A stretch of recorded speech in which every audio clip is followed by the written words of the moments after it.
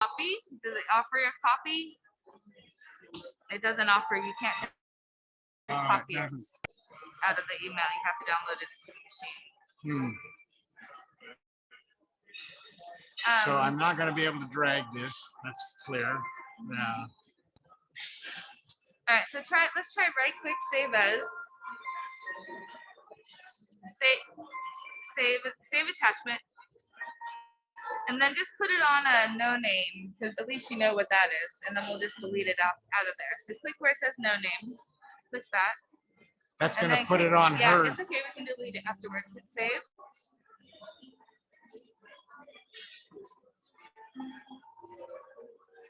Okay, go ahead and close your mail window. And close, go to no name. And then go down to the very bottom, see if it's in there. It's not in. All right, go ahead and close that, cancel that. And then try it again, go video. And then movie from file.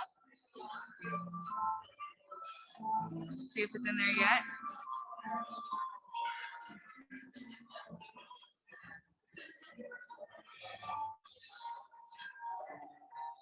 What would it be under? I mean, it was called Core 2022.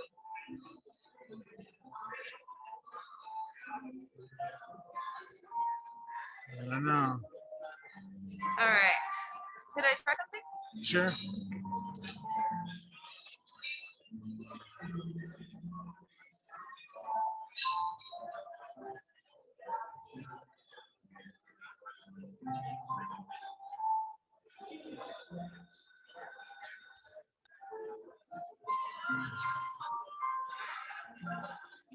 How do you right click?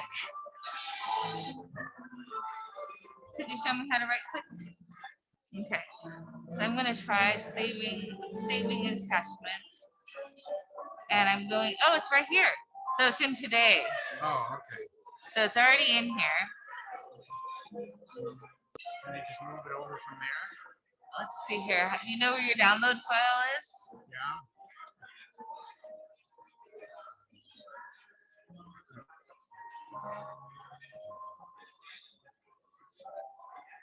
Let's see.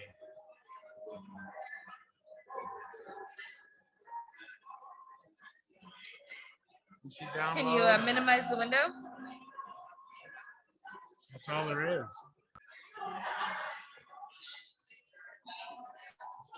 So we saved it where? It's saved in today, wherever your downloads are for today.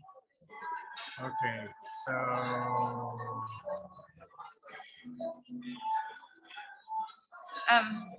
try that right clicking again. And then go ahead and hit save attachment. And then maybe this will tell us where it is. Okay, so this little thing right here. Where is this? It's under sponsors. Okay, so can you go to your sponsors folder from the PowerPoint?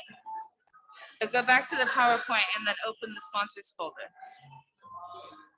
I don't think I've ever put it on sponsors. Well, it says where it says it. I mean, you could try saving it there. Go ahead and save it to sponsors. Let's save it in graphics. Okay. I know. We'll save it in 2021. Great. All right. And then save.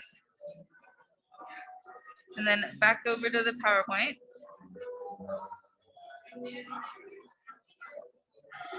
There you go. What's this?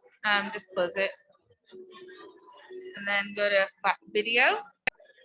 Let's get rid of this slide format.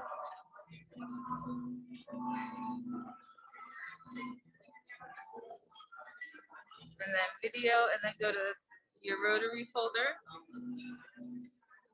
Movie from file.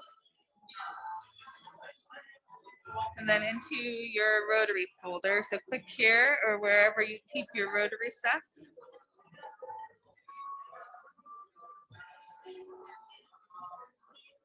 There you go, that one. And then it was in graphics from there. Right there. There it is. Yay! Now go ahead and insert. right. Oh, hold on. It's All we really need to do big. is move it up. Huh? It's really, go back down to it. You have to resize it.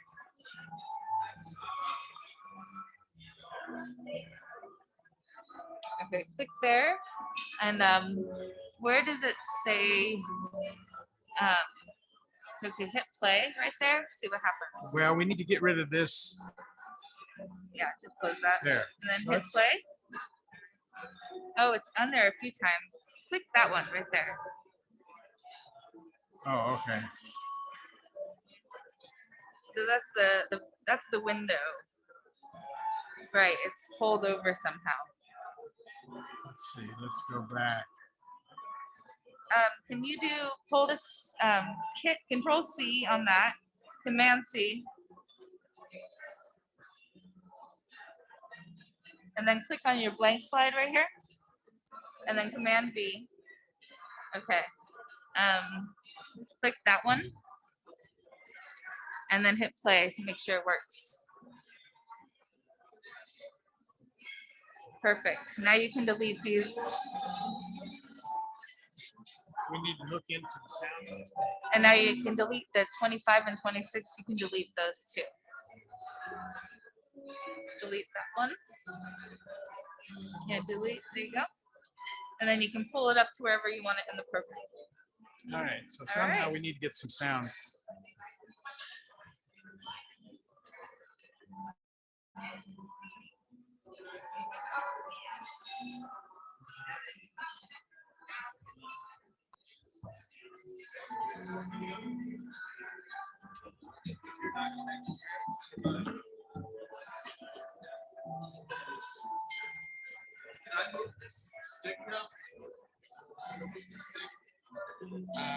No, that's the problem. This is her program is running off that stick.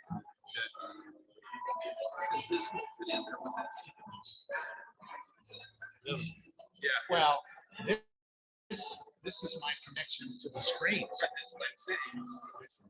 Oh, it did. All right. I need my phone.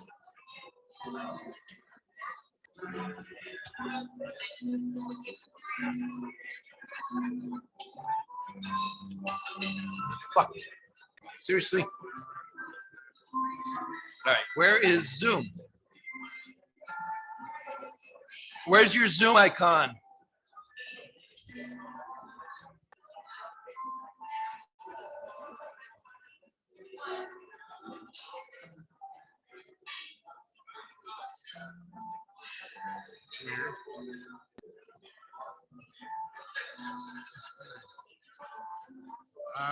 Okay, so I need to.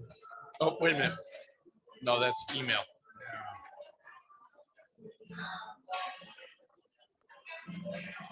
I could get rid of that mail, I think.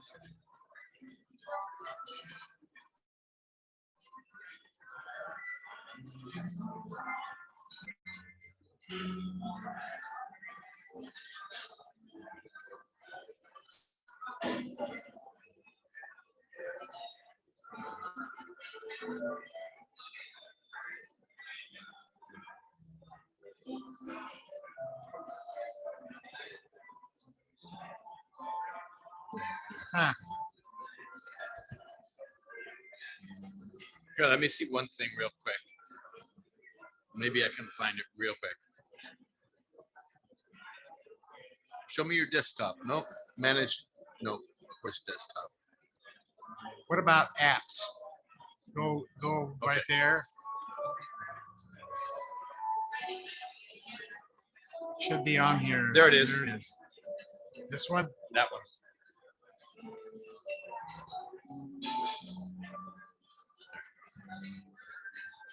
Come on. Come on. There we go. Okay. There we go.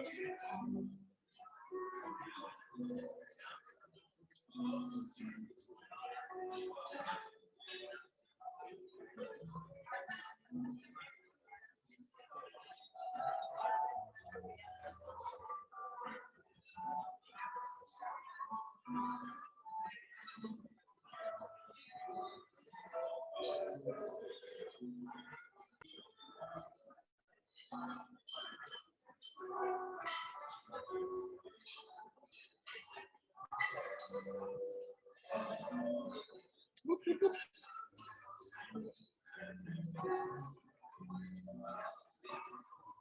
don't think we've got sound on this yet. Okay, we need to mute your sound. Mute your speakers.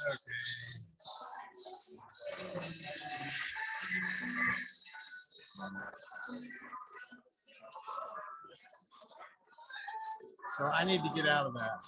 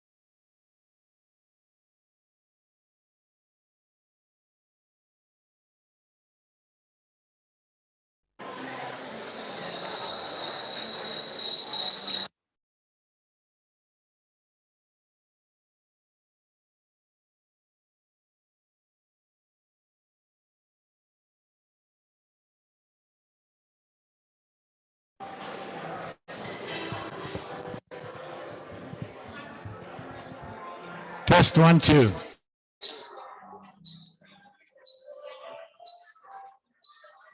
One, two.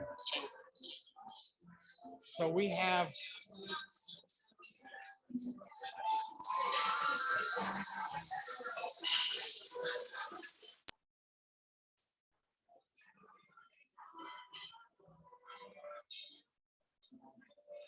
You're going to need to run the controls from the let me show you this.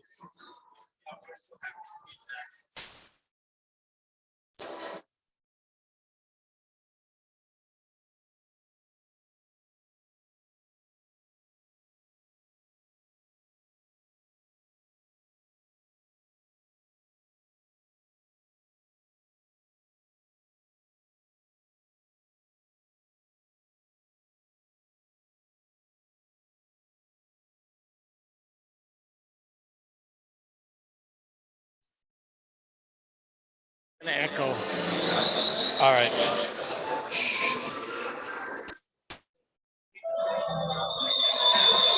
Okay, down.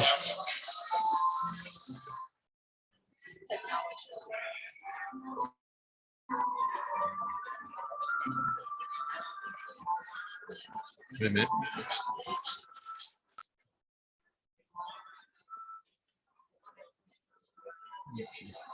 That's zooming. Yeah.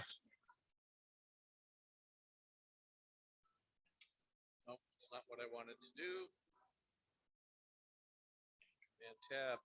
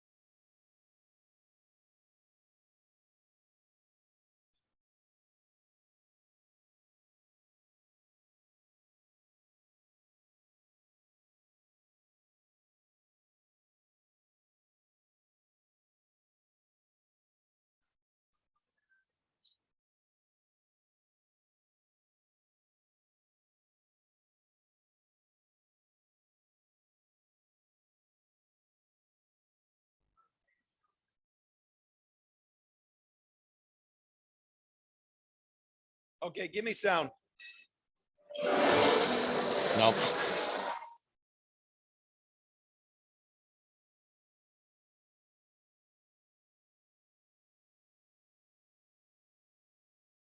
Oh. Are we good? We good. All right, we're good.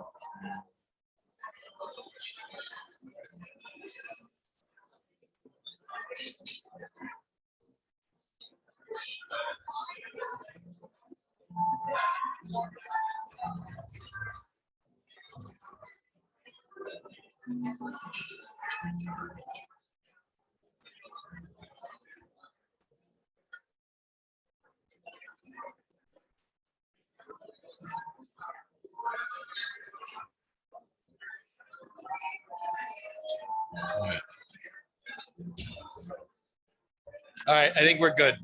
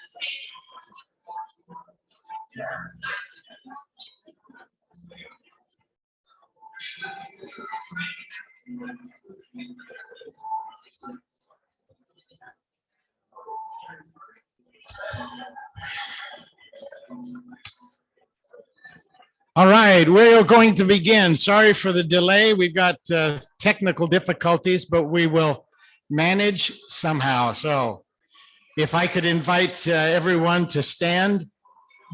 We didn't lose our gavel, but we did lose the bell. Oh, well. Ding. It's official. All right. So Myrna Lynn South North is going to offer our invocation. Some of you didn't know that was her whole name, but it is. Following that, we will have a Pledge of Allegiance.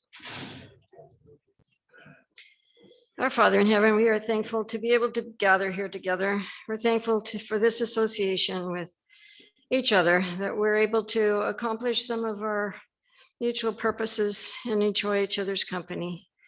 At this special time that we remember veterans, we are thankful for all of those who have served our country and who serve now.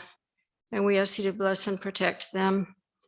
And bless those who have served and many who have suffered and are injured and struggle through life, and help us that we might be mindful of them, and that we may in this coming event give them an uplift. And we ask you to bless us that we might enjoy our companionship today. And we say this in the name of Jesus Christ. Amen. Thank you. We have an Air Force veteran here, Ron Parker. who will lead us in the Pledge of Allegiance. Please join me in a pledge to the greatest country on earth. I pledge allegiance to the flag of the United States of America and to the republic for which it stands, one nation under God, indivisible, with liberty and justice for all. All right, we are going to sing the Air Force song and other Air Force people besides Ron. Okay. All right, so you guys are leading us, okay? All right, take it away, Myrna.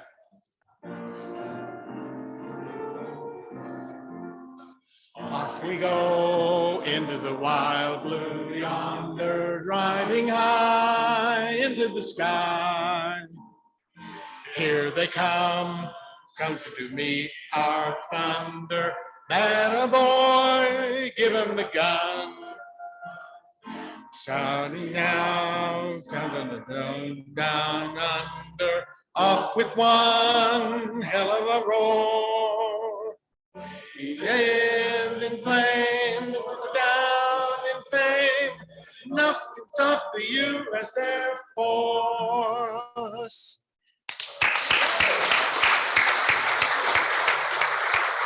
And thank you, Air Force people, for your service. So Consuelo is not doing it. I think it's Kristen. Kristen will come up. Would all those who have guests please stand and make your introductions? I see Larry's got a beautiful companion there. That's nice. Do we have a mic? Ah, Andy's there.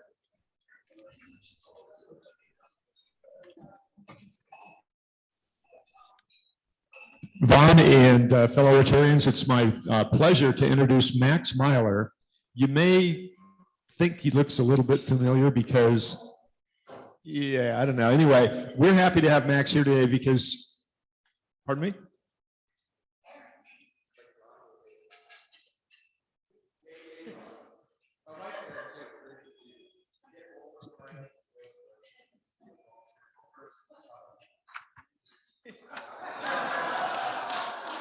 All right, so President Vaughn, fellow Rotarians, it's my pleasure to introduce Aaron Myler. And the cool thing about Aaron being here today is he's back in town working with JP Catholic University, and he's going to be helping stimulate activity and guide some of the projects that the Rotaract Club is going to be involved in, among several other projects that he's working on behalf of the university president. So one of our inaugural Rotaract members, I did get that part right, and we're happy to have him back in town and working with JP Catholic kids.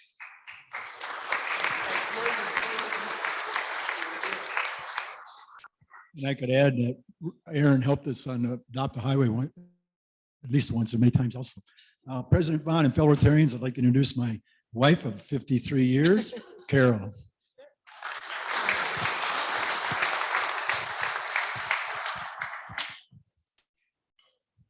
Mr. President, Rotarian, we have 3 guests from the Escondido Fire Department today. Deputy Chief John Teniger,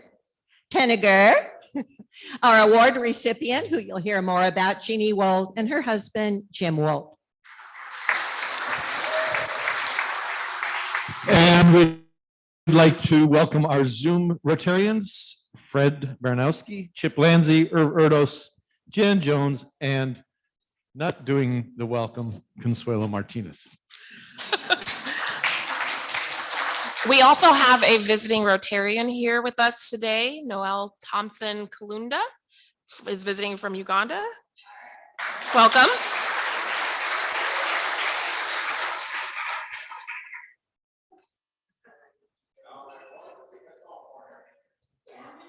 We're all going to sing a song for you now. It's called the Howdy Song.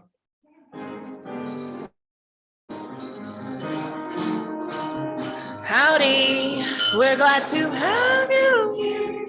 Welcome, we sing it loud and clear. relax, enjoy the program, and won't you come back and see us again?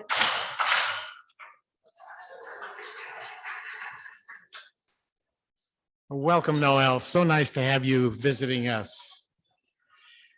So we have locked out. I'm not sure why. There we go. Are there any member moments that people are aware of? I'm aware of Randy Hall, who has had a fallback into his medical issues. We're sorry about that. He was here just a moment ago, and if you saw his swollen face, you can see what the problem is there. Anyone else? Our thoughts go out to them, of course. The coming speakers, today we have Robin, and then Dana and Natalia and Kathleen, as you can see. Those we look forward to. Moving on, we have a unique guest, mystery guest today, and I'm going to take Ron's place, Ron Hall, and cover this one. So for the Zoom people that may not be able to read this, here are the clues. Keep in mind, this person is a member of our Rotary Club. Grew up in a rough neighborhood, mugged and robbed at 6. Seniors beat him up at 16, and his rib cage slashed when he was 22. This is a sad situation. Hit by shrapnel in Golan Heights in Israel when he was 18. Anybody thinking of who that might be? At 25 years old, stood on the corner selling newspapers, standing in a bucket of charcoal for warmth, still got frostbite. My sport teammate became prime minister of a major country. And the final one, in graduate school as part of a political watchdog group, I was investigating the deputy governor who tried to murder me with his car, actually ran over him and broke his leg. I'm excited to see this guy stand up and see if he can stand up. You know, I would invite anybody to ask a question based on this. We could ask him to take his shirt off, look for wounds. Anybody got any clue as to, we need to move along with the program, unfortunately. So anybody want to hazard a guess? It is a male. He is here. And he's been through a lot. So look around you and see who looks really beat up, crunched up. Well, he's sitting at the table with Andy.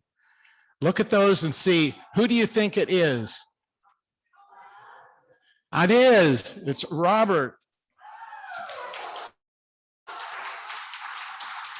Robert, come up here.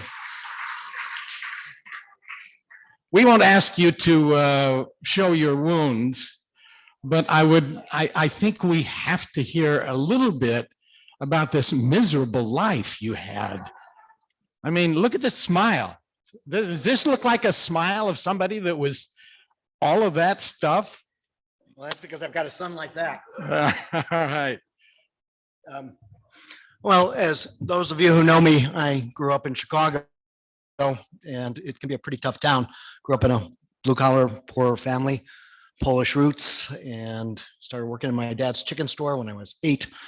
Moved to a newspaper stand when I was 17, and got beat up along the way a few times, and that's why I started studying Aikido, which remains one of my passions until this day. And along the way, I had a stint in Israel, thanks to the US government. And yeah, went on from there. So thank you very much. All right, tell us about these two young men. These are our sons. The one on your right is Josh. Josh is 42. Went to Annapolis, but then had to step down because of medical issues, but served out 14 years in the US submarine fleet and was discharged on medical reasons. And then the other one on the left is our younger son, who was the weapons officer on the USS La Jolla after graduating from Northwestern. So they both spent over 10 years in the US Navy. Yeah. Oh, that was the deputy governor of Illinois by the name of Victor DeGrazia. He ran me down with his car as I was trying to serve him with a subpoena because I was working for the Better Government Association in Chicago, which was a political watchdog investigating political corruption, of which there was a lot. And so I tried to serve him with the subpoena in front of his house. He saw me walking toward his passenger door. He put the car in reverse and knocked me flying. I landed on the driveway. He stopped the car, put it in drive, and came right at me. And I thought for sure I was going to die, but at least my legs weren't working very well. And so I put my hands down and pushed back and got my torso out of the driveway, and he just ran over my legs and broke one of them. So, well, he was part of the Sicilian mafia in Chicago, Victor DeGrazia. And so he put out a contract on me, which went for $5,000 in a year, but they weren't successful. He ended up pleading nolo contendere to reckless driving. But we did put the governor of Illinois in prison for campaign election finance irregularities. Thank you. Well, we had no idea we had these kinds of resources for our service activities. And I think this opens a whole new horizon for my imagination and what we can do with our Rotary Club. Okay, a couple of quick announcements. Carlos? No? He's here? Okay. Okay, I just wanted to know that. Thanks. So the San Pasqual hearing, we wanted to remind you who can participate in that Friday, the 12th. That's scheduled at 1:30 over in Vista. Larry and his team will be at it again November 14th. You're welcome to join them for Adopt a Highway cleanup. And this person didn't show up to make their announcement. So you'll never know who it was, but it was really good. And maybe next time. I wanted to remind everybody last week's invitation for our Christmas social is scheduled for the 18th of December. This is an open invitation, not a command performance, but I think you would enjoy getting together at Wendy's place. She's been kind enough to sponsor this and handling everything except for the appetizers. So come and join us. It'll be on the 18th, and you'll get more information on how to RSVP on that one. So,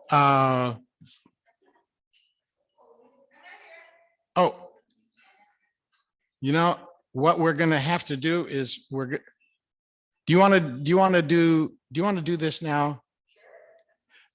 Stand by, Colleen. Thank you. So Christine, this month, she'll tell you, this is Service Above Self, November. We award people with special recognition. We've got some of those people here today. Okay, so don't hit the keyboard, is that right?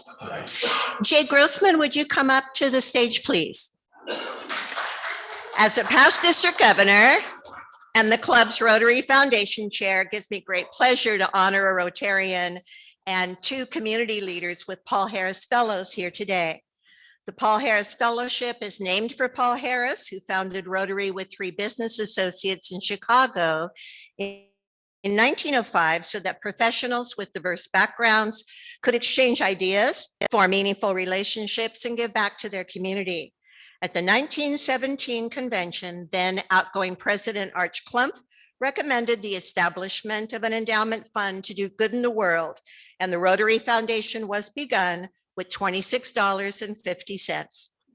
The Paul Harris Fellowship was established in our founder's honor in 1957 to express appreciation for a contribution of $1,000 to the humanitarian and educational programs of the Rotary Foundation.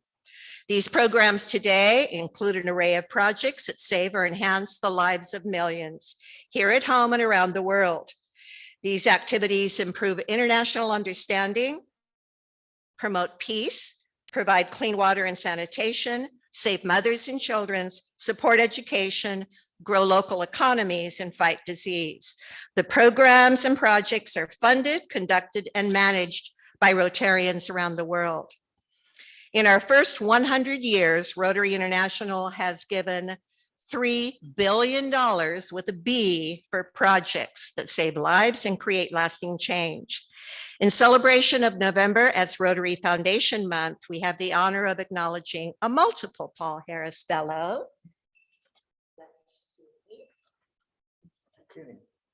I took care of it for you.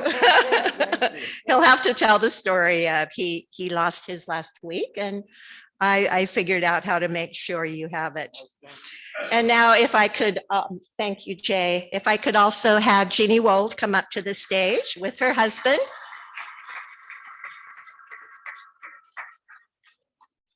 We have two today, Jeannie being the first.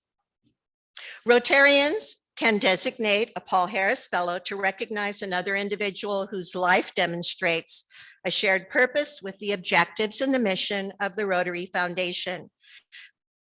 There are those in our local communities who also share our belief in service above self, and they demonstrate those values in their choice of profession and how they carry out their duties every day. This Rotary year, Rotary International President Sheikh Armeda selected the theme, Serve to Change Lives. Our board of directors has approved the idea of honoring two of our city employees, one in the fire department and one in the police department, for their service above self and for being an inspiration to others, serving the community to change lives. These awardees were selected by their respective chiefs, and here's a little bit about them as deserving candidates. If you would come forward to accept for Carlos Lopez. Carlos was hired in 2018 by Escondido Compact as the community organizer for the CBCR grant in partnership with the Escondido Police Department. Carlos quickly got to work managing two resident leadership academy programs. He earned trust within the community and set up meetings between the police department and community groups. Carlos has worked to educate community members on how to contact the police and has helped bridge the communication gap between the police department and the community. When COVID-19 pandemic hit and schools were closed, Carlos began developing innovative programs to continue to meet the needs of the community members. He assisted in setting up online tutoring, reading groups, food and diaper distribution, assisted families with gaining internet access, and kept the resident leadership groups engaged. Carlos has accomplished all of these programs while overcoming many personal challenges. His constant positive outlook has been an inspiration to all those around him. Through hard work and humility, Carlos has set the example of what a community organizer should be to be able to accomplish building trusting relationship between the police and the community. Next, we have Jeannie Wold. The Escondido Fire Department is very proud to nominate her for the Rotary Club's 2021 Service Above Self Award. Jeannie was a part-time department aide who started with Escondido Fire in July of 2014. During her 7+ years in administration, Jeannie's proved to be an invaluable member of the administrative team. She always provides outstanding customer service to the public by empathizing with their needs and helping to problem solve. Whether it is someone requesting records, paying a bill, dropping off plans, they are always greeted with a smile and a warm welcome, and they leave knowing that someone truly cared. Jeannie has a long history taking care of firefighters, as her husband is a retired captain from Vista. This may explain why Jeannie always goes the extra mile to take care of firefighters' administrative and logistical needs as though they were family. Jeannie does so many little things to make people feel special. One example is that she ensures that every fire department member's birthday is always acknowledged. Another example is that she creates a onesie customized with the EFD logo for every employee's newborn.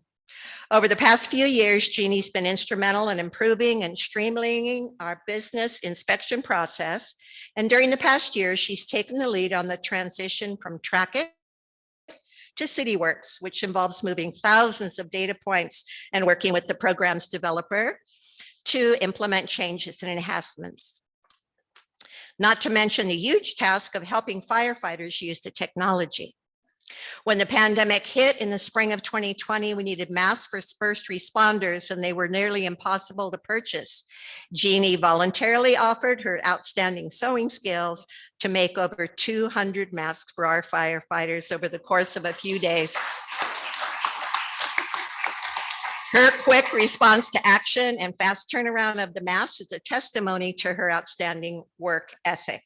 Jeannie is a high energy, diligent, detail-oriented member of the fire department who consistently puts the needs of others above herself.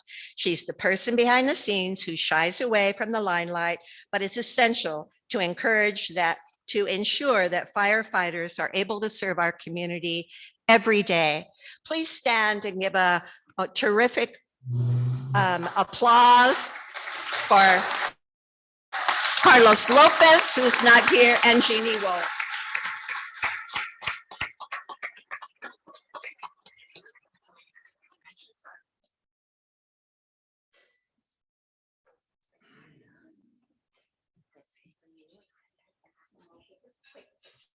And then if Sandy McDougall could come up, we have something else for our award recipients. I did not introduce you. Can I take a second to just? Yes, address, please. And so, when we're yes, done? please do.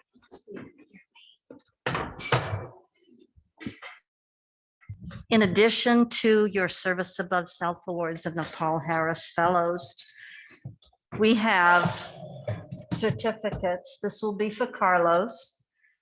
As Community Outreach for Education Compact, Carlos Lopez rendered exceptional services during the COVID-19 pandemic, providing support for police department officers and staff, as well as the Escondido general community. In addition, we also have Escondido, a pictorial history of the Hidden Valleys. You can do that. I appreciate that. And Jeannie, you just have a little different verbiage. As department aide for the Escondido Fire Department, Jeannie Wold rendered outstanding services during the COVID-19 pandemic, preparing masks and meeting special administrative needs for the fire department staff and personnel, and also a copy of our pictorial history. Thank you very much.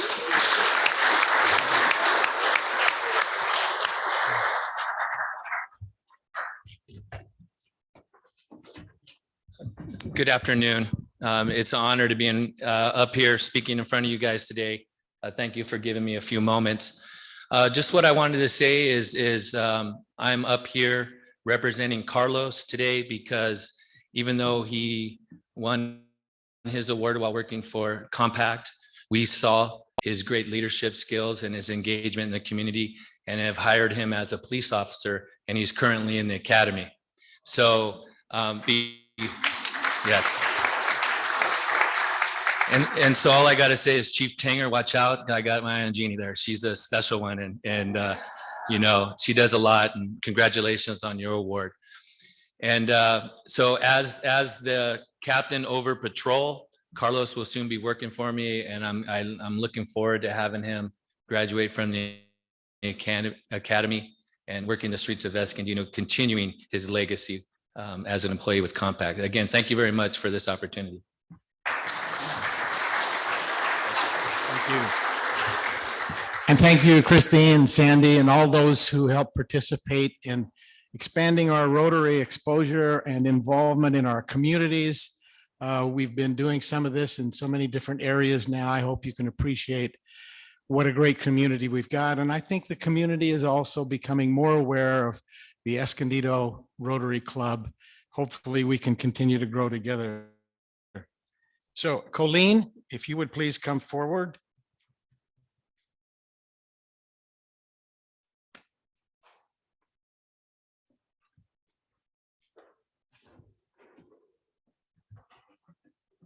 Hi, everybody. How do I make it play? I've got something special for you.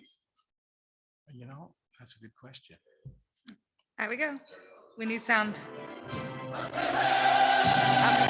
all the sound we're getting. Everybody else.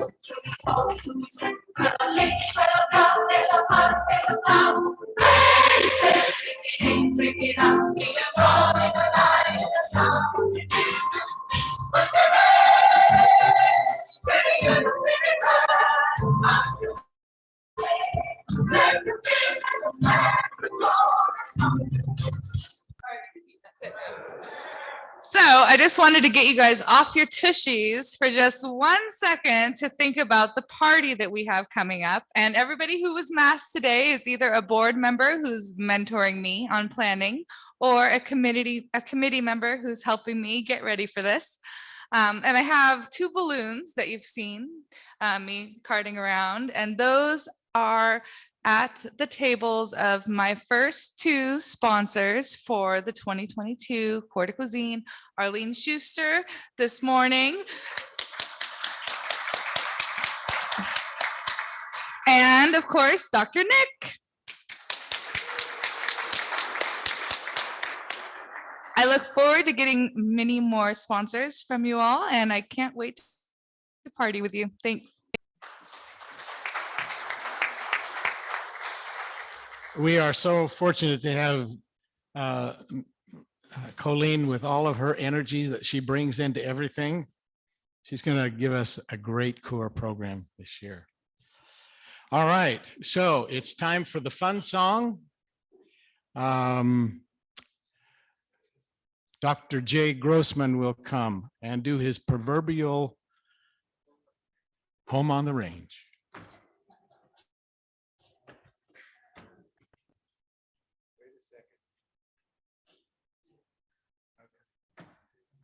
All right, hit it.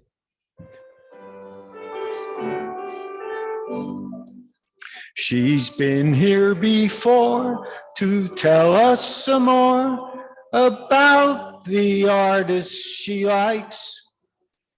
Today for her show, it is Vincent van Gogh. It's just for adults, not for tykes.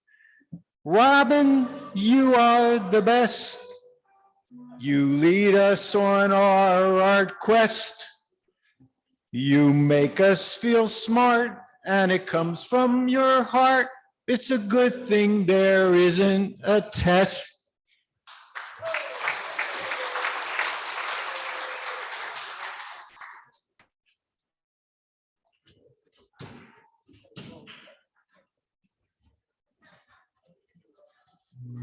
So fellow Rotarians, it gives me great pleasure to introduce once again our speaker today, Robin, who somebody observed has been to more meetings than some of our members. Robin moved out to San Diego County a few years ago after a distinguished career at University of Illinois, Dr. Greenstein's alma mater, and where she distinguished herself as a teacher, as an artist, and valuable member of the community art culture as well. And as we know, is now at the Oceanside Museum of Art and presenting educational programs at Cal State San Marcos, leading exciting tours, COVID notwithstanding. And we're just so thrilled to have her back again to share enthusiasm and expertise.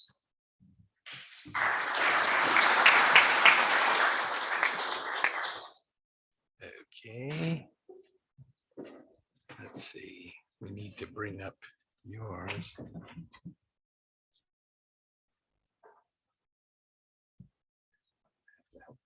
Okay.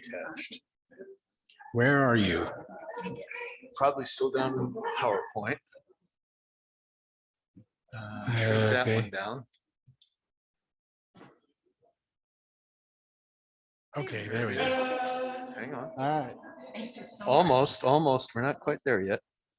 Let me just see something here real quick. Okay. So, not yet. So I'm gonna go like that, and then I'm gonna go slideshow. Play from start. Command tab. Oops. Command tab. Zoom. Oh, come on. Where's the zoom? Oh, God. Okay, this is really annoying. Is it showing on Zoom? It is not showing on Zoom. All right. All right. Sorry. Come on. Okay, here is Zoom. I got it. Here we go. I got it. There we are. Play from start. Command tab. There we go. Save, share screen, and PowerPoint. There we go. Share. And you're set. Thank you so much. Well, I'm thrilled to be here today. Doug has asked me if I might come back in the spring. Doug asked me if I might come back in the spring on one condition: you get rid of that photo and get a new one of me. I mean, I don't know where that came from, but anyway, I'm here to talk about two stellar artists in our time frame. We still have David Hockney, who was very much inspired by Vincent van Gogh. And last April, when we were in Houston, the only reason I went to Houston, there are two reasons. They had this wonderful Hockney Van Gogh show going on in their art museum, and they just undergone a $350 million art museum renovation. I can also give a lecture on the spectacular art museum renovations since 2000, which are spectacular. Anyway, and they have a left-handed guitar store for my husband. So that's how I got him to Houston. Anyway, we were just in Dallas, Fort Worth as well, and they had a Van Gogh show. So I'm going to include both of them with this. So as you can see, both of them used nature as their inspiration for the most part. And they talk about spirituality as well. So they do a lot of landscape. They do a lot of direct painting. These are both artists now. And that means they paint directly on the canvas. Now, I'm going to show you a slide coming up of Van Gogh's process. You think that he just went up to a canvas and started slashing thick paint, but no, he had a 6 or 7 step process to make the masterpieces he did. Hence, they're worth $111 million, right? That's one just sold for that. I'll show you that one soon. So they do a lot of emotional color discord. In fact, Van Gogh predicted before he died in 1889, he actually died, that 20th century artists would use only color as their subject matter for emotional qualities. He predicted that subject matter would disappear, and indeed it did. Okay, so here's some of my favorite quotes, especially from David Hockney. He's a British guy, but he lived most of his life in California, smart man. Anyway, how can you be bored with nature? It's infinite, isn't it? And then Van Gogh said, if you truly love nature, you will find beauty everywhere. Everywhere we look, complex magic of nature blazes before our eyes. And that other quote's about 20th century that I just gave you that. Starry Night is probably his most famous painting. Most people know about it, but they've done a lot of scientific research about it. And they said, indeed, those are the positions of those stars at the time when he was looking out his Arles Hospital window and painted that scene. Cosmically, that is correct. So he depicted the stars just as they were. And when he would write back to his brother Theo, he would describe his paintings to him. So about the blue depth of the stars, sparkling greenish, yellow, white, pink with brilliant emeralds and lapis. You could tell how he really got into his subject matter and how spiritual it really was to him.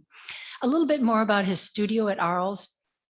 He was in the hospital trying to help with his mental disabilities, and the staff loved him so much that they created a room that's on the far screen of just a studio for him. So that's his studio room at Arles. That's the garden looking out of the hospital gardens too at Arles. That's a little closer up. You can see his signature heavy brush strokes. Anyway, this is also at Arles. If you've been there, you can visit these sites. You can visit this exact bridge. You can look across the river where the hospital once was. It no longer stands there, but this still looks the same in the twilight hours. This is his room, his bedroom at Arles.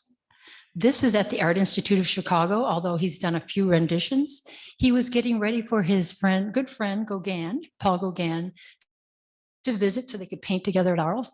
He had the 2 chairs, one for Vincent, one for Paul, and he highly decorated the room to make it more welcoming. In fact, most of the paintings on the walls, if you look closely, have yellow in it. He was very attached to the color yellow, which is the most intense color on the color wheel. These are some other shots from Arles, maybe some lesser known paintings that you might be interested in. He was highly influenced by the Japanese prints that were coming out of Japan at the time.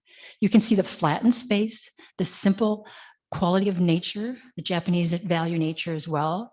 Without Japanese prints coming out of Japan at the time, because of Admiral Perry said, you have to trade with us or else we'll break down the gates. But anyway, that was a good thing, because there would be no Monet, there would be no Van Gogh, there would be no Frank Lloyd Wright without the Japanese influence. I could give you a whole lecture on that. But anyway. This too is another scene from Arles. It's the Sidewalk Cafe. I was just talking to my class on Cal State University. I was talking about beauty. So which piece, which visual image is more beautiful to you? Is it the artist's rendition or is it the actual photograph of the cafe? Definitely, right? That piece is probably priceless. So it's what artists put of themselves into subject matter that really makes it art. Oh, here's some more Arles. Look at how he uses those complementary color of orange and blue. It stimulates your retina. It makes your retina actually reverberate, and your retina likes to reverberate. So that's why we're drawn to certain paintings more than others. Back in Illinois, I don't know how many years ago, at the Art Institute, they had a Gauguin Van Gogh show. And so they showed a lot of their paintings side by side. Gauguin would paint Van Gogh and vice versa. And there's so many stories I could tell, but I know I only have 25 minutes. Anyway, so here's Gauguin's chair that Van Gogh painted. And there's Van Gogh painted by Gauguin painting his infamous sunflowers. Well, as you probably know, they had a big falling out and they parted as kind of enemies, which was very upsetting to Vincent, of course. And later on, after Vincent had died and some of his artwork was going out to galleries and people were noticing him more and more. I'll get to that story in just a minute. It's all due because of a woman. Anyway, Gauguin saw how popular those sunflowers were, and he started doing sunflowers. He even started taking credit. Oh no, I did sunflowers before Van Gogh did. Gauguin had quite a ego, but this is an example of a Van Gogh sunflower. You can see that he almost gives his subject matter, in some instances, a demonic, threatening, sharp angles. Oh, here's an example of Gauguin's sunflowers. You can see that he was already in Tahiti at the time. In fact, he asked his dealer to send him a packet of sunflower seeds so that he could grow them and do more of these sunflower seed paintings. Unfortunately, or maybe fortunately for the young women of Polynesia, he died before that sunflower packet actually arrived. Anyway, oh, you got that, huh? You heard that. Okay. Well, you can see the evil eye back there in that one flower. You can also see that the geometric shape of a window frame and a young woman peeking in. But again, he's using that orange and blue and really tremendous colors together. Anyway, we'll go back to studios again. Now, this is Hockney's painting of him in his studio. Of course, it's not really his studio, but this is Hockney's rendition of it. And you can see a lot of David Hockney's more famous paintings in and around the background. And what a delight it was for him to show side by side with the person who influenced him the most. You can see that Hockney's a lot more, what would I say, abstract, but you can also see that he was very in love with texture. He's bright colors and nature, of course. Here's my family in front of that painting so that you get the idea of how large Hockney is actually working. So my husband's in the center, of course, and then my children, my daughter India and her husband Ulrich on the other end. They're such good sports. They go on all these trips with me looking at artwork. And so there's this wonderful exhibition at the Louis Vuitton in Paris. I think it started already maybe, but it's about the Russian art collector who collected more Impressionist paintings than some of the US collectors. Remember, Russia and America were the main champions of Impressionism, where the French were going saying, oh, no, no, no. But the Americans and Russians loved it. So Putin is allowing 10 different Russian museums to bring all their Impressionist paintings together, and they're gonna show them in the Louis Vuitton in Paris, like I said. So I said, hey kids, you wanna spend Christmas in Paris? You know what they said? Yes. So they got right online, they booked tickets, hotels, oh, that's great. Can't wait to go. Anyway, so these are some close-ups of paintings that Hockney did for his studio that I just showed you. So it's kind of a montage of it. It's kind of like an ode to Hockney. In other words, he's got a really great self-image.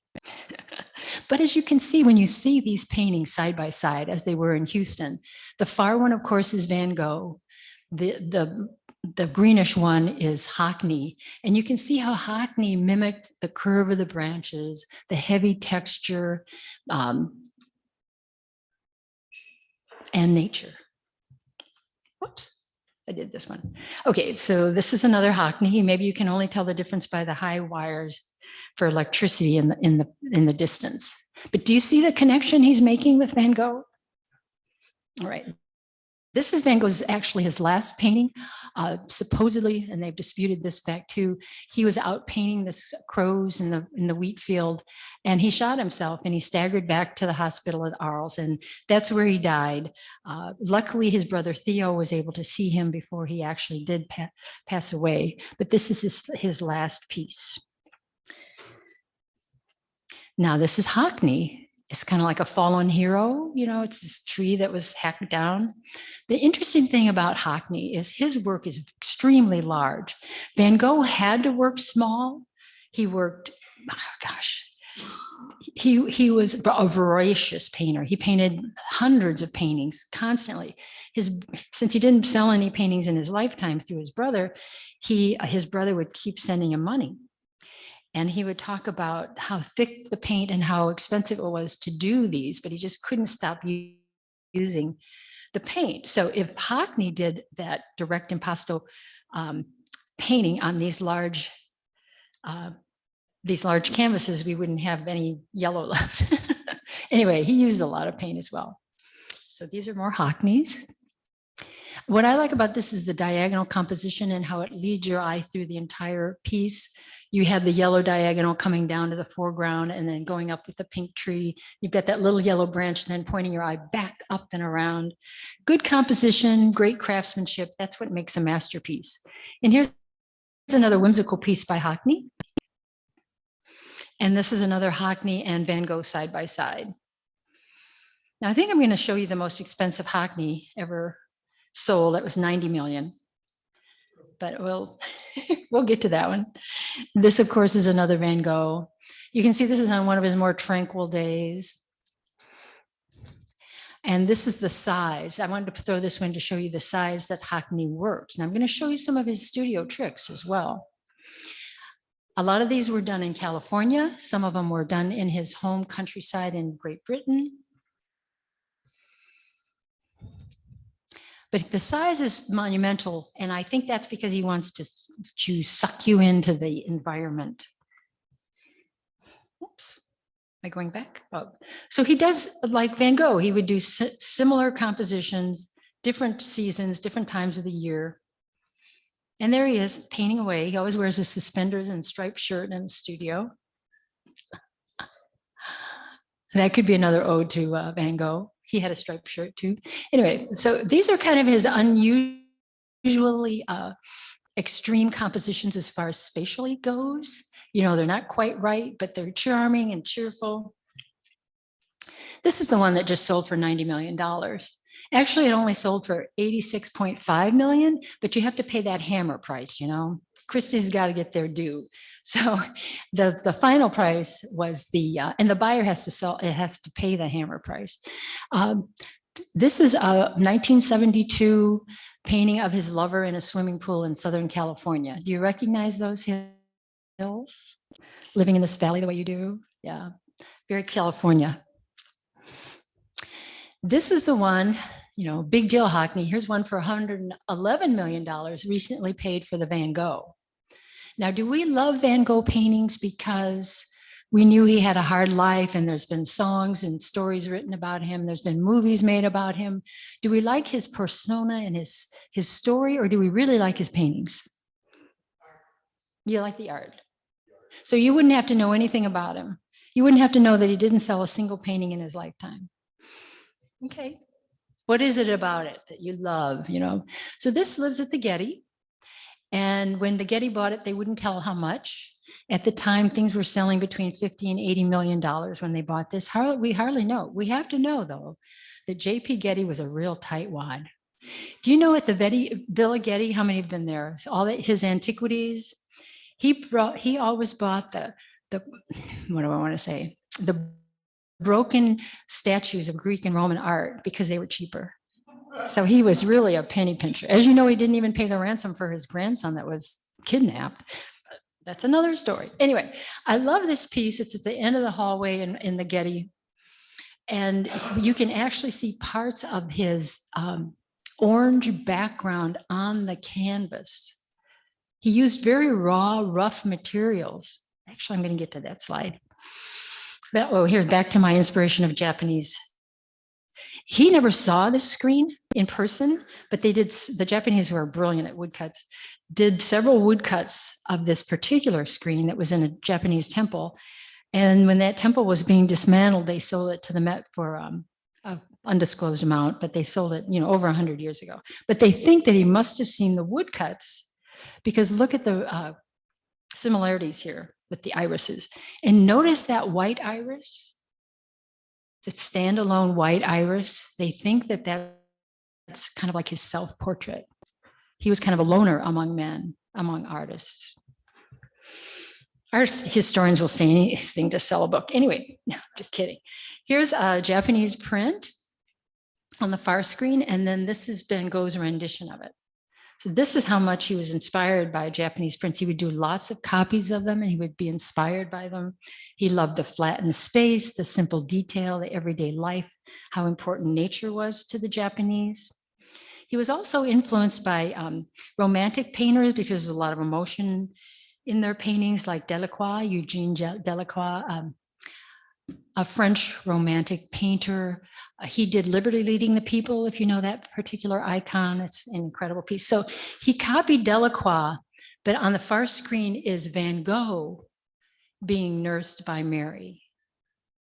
You can tell by the red hair. He felt like he was a martyr because he was literally starving for his art. And that's Delacroix over there. Okay, and he also copied Millet, another French realist, the sewer. So Millet came before Van Gogh. So that's how a lot of brilliant masters learn their craft in a way, but they put their own spin on it, of course. Michelangelo copied, Picasso copied. I mean, there's just the whole list goes on. You have to learn somewhere, somehow. Okay, but the neat thing I wanted to tell you about this is when realism came about in France, what realism meant was not pictorial realism, even though the camera had already been invented. It was more about real everyday life. These people weren't rich, they weren't royalty, they couldn't afford paintings, but they worked the earth. They made our food for us, so they were very important people. He was kind of a socialist in that he believed that everyone should have art in their home, that art was not just for wealthy people. But anyway, back to the olive trees, the olive groves in Provence.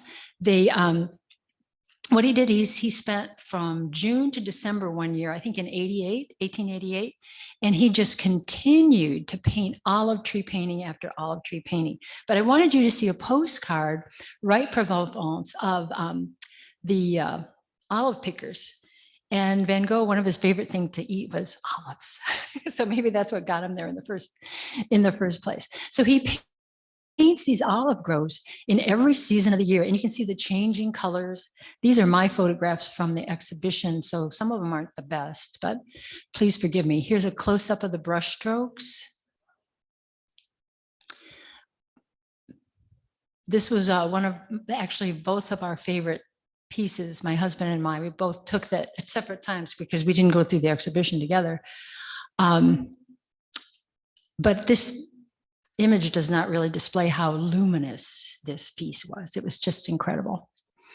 And here's another season, probably fall, probably summer. Here's a close-up again of his brush strokes. You can see the vitality and the vigor that he used, the energy. But look at the signature there. He very rarely signed his paintings, but you can see that little Vincent there is going right along with his brush stroke. He didn't want to take away from his painting, so he went with the flow of that line shape. Here's another one. I really like to pick his brain about that, that big cloud. That cloud really is kind of overbearing on the whole thing.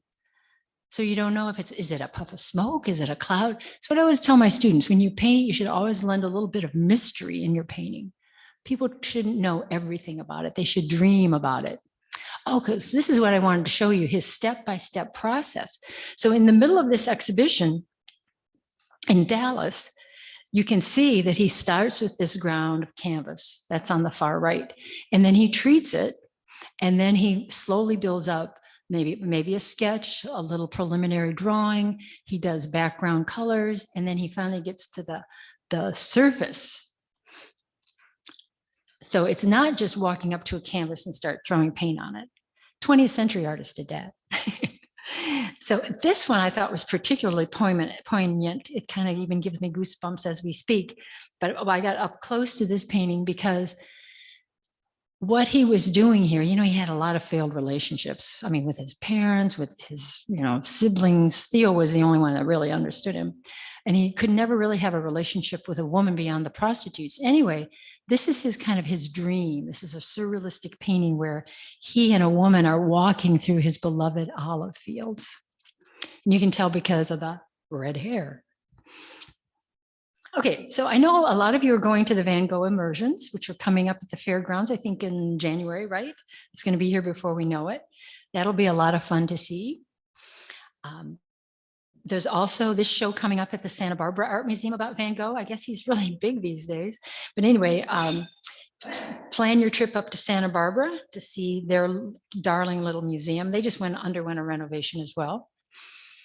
And then I wanted to show you this. I think I can show you this. This was done in Houston, where the way Hockney does some of his painting is by iPad. And I'm going to see if I can get my video to work here.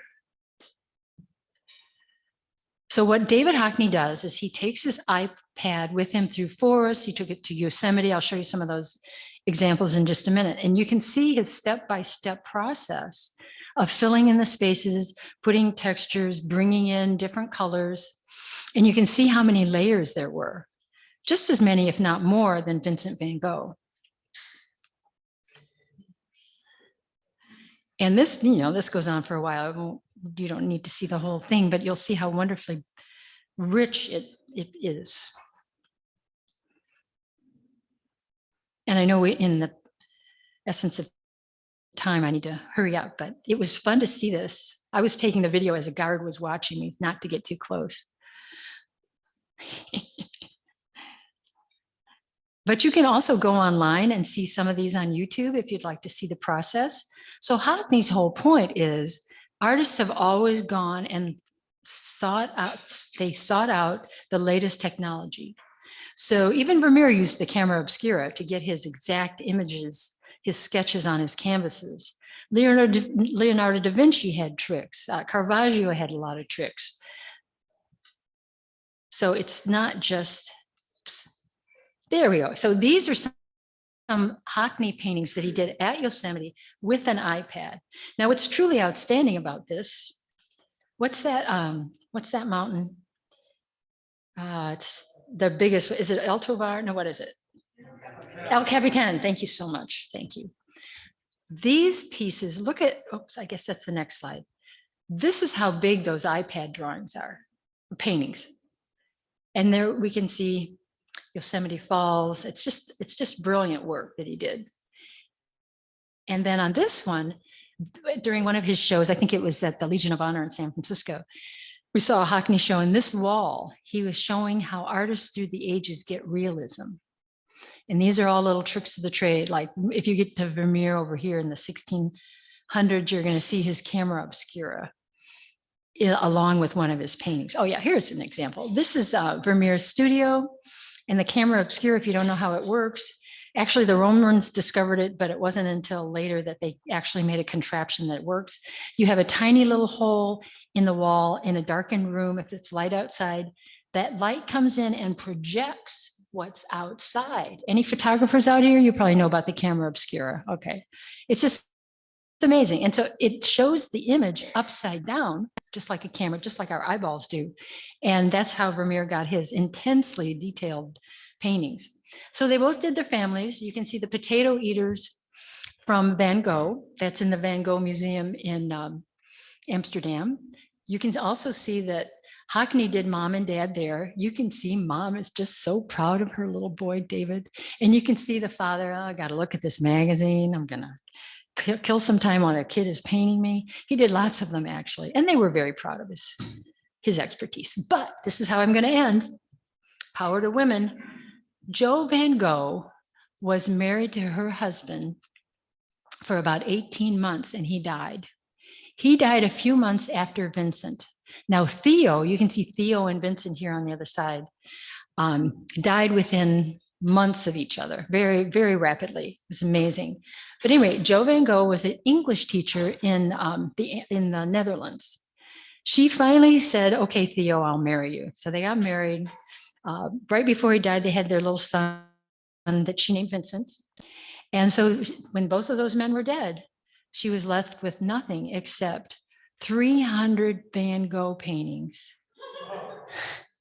What do you do with 300 Van Gogh paintings when no one wants to buy them? And drawings, and every letter that Vincent sent to Theo. Well, let me just tell you this. She inherited, approximately 400 paintings, and she went out, she taught her, well, she was an English teacher, so she knew English, she knew Dutch, she knew French, and probably a little bit of German. So she started translating the letters, and she went from gallery to gallery and dealer to dealer, and she'd have the kid on one hand, a painting under her arm, and she would go and try to sell or get interest in these paintings. Now, what a shrewd businesswoman, though. She would not sell them all. She sold some, but she kept many back. And so by the time she died, she had literally 200 paintings that were inherited by her sons and grandsons. She was quite a business person, and you would all appreciate that. So that finally one dealer acquiesced to have a show in 1892, and that was such a big hit that in the subsequent decade, there were over 100 shows throughout Europe. This is one of the first ones. This is the flyer for one of the first ones. And then below you can see the one in Belgium, and you can see how they used to hang paintings. Here's Jo at a later age. Of course, she's got a Latour above her, and then above that, she's got a Van Gogh. And the Van Gogh family decided to let art be for everyone. And so in the late 90s, they left it to the museum in Amsterdam. If you've been there to the Rijksmuseum, it's right down the block. Yeah, right. It's great. Love it. And so I think they got all these immersion show ideas from when you walk into the lobby of the Van Gogh Museum. You see a lot of his paintings projected or replicated, and even across the way from the gift shop, you got Vincent's eyes eyeballing you, like, you better buy something. I don't know. It's really great. So without Jo, there would be no Van Gogh. It's amazing. If you read her life story, they're doing a lot more research on her, and they're actually writing books about her and what she did and how she spread his fame and made him as the famous person he is today. And thank you for your kind attention. I hope I'm right on time, a little over. Any questions or comments? Thank you.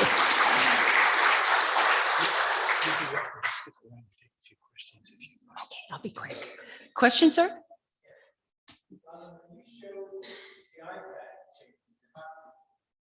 then you show how big it is. Painted on the iPad and then somehow went back and did the whole 40-foot thing from the iPad. What you can do is take pictures on your iPad, then you send it to a printer and they can roll out as large as you want. What are his dates? When was he born? I think he's in his mid-80s right now, so what was that? Still not bad. He's still painting away. 30s, yeah, that makes sense. I remember being told one about but start next to those striations were, I think was a result of medication he was on, but that was actually how he saw night sky. You know, they've written so much about him. He is a fascinating character, but the meds, up and down, off and on.